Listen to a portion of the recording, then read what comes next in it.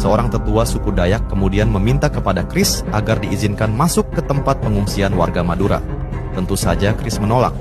Tetua suku Dayak itu kemudian kembali meminta izin kepada Kris untuk melakukan sebuah ritual di depan tempat pengungsian.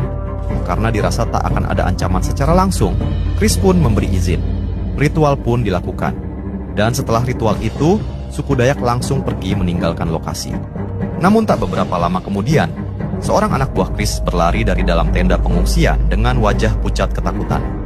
Dia melaporkan bahwa semua pengungsi yang ada di tenda tiba-tiba ditemukan dalam keadaan tak bernyawa dengan kondisi mengenaskan. Entah apa penyebabnya. Bukti lainnya betapa mengerikannya perang sampit dengan berbagai ritual di luar nalar yang terjadi adalah kisah seorang anggota kepolisian bernama Bribtu Dedi Anwar. Setelah pulang dari tugas mengamankan kota Sampit, Bribtu Dedi mengalami depresi berat.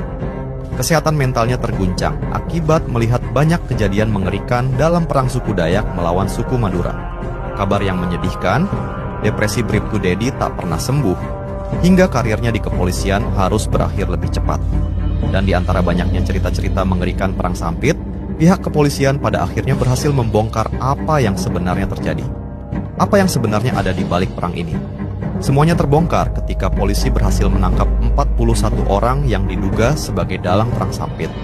Dan 2 diantaranya memberikan pengakuan yang sangat mengejutkan.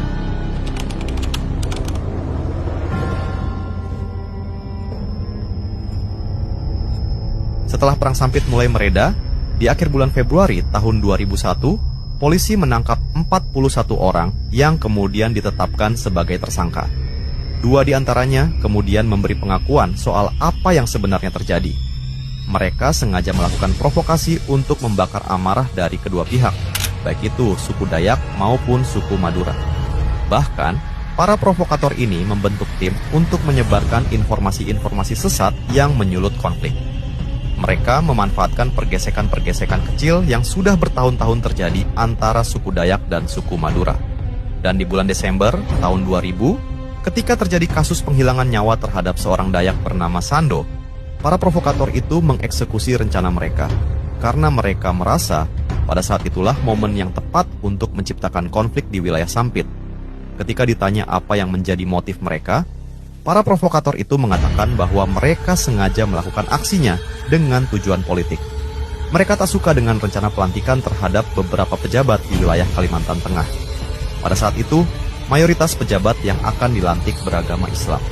Para provokator ini merasa mereka tidak memiliki orang-orang di pemerintahan yang bisa menyampaikan aspirasi mereka. Sehingga, dilakukanlah berbagai cara untuk menghentikan pelantikan tersebut. Termasuk dengan cara paling mengerikan sekalipun, yaitu memicu perang antara 2 suku terbesar di Kalimantan Tengah, yaitu Dayak dan Madura. Sangat disayangkan, hanya karena tujuan politik dan kepentingan sebuah kelompok, ribuan nyawa melayang. Beberapa sumber menyebutkan jumlah korban selama perang Sampit sekitar 1.500 jiwa.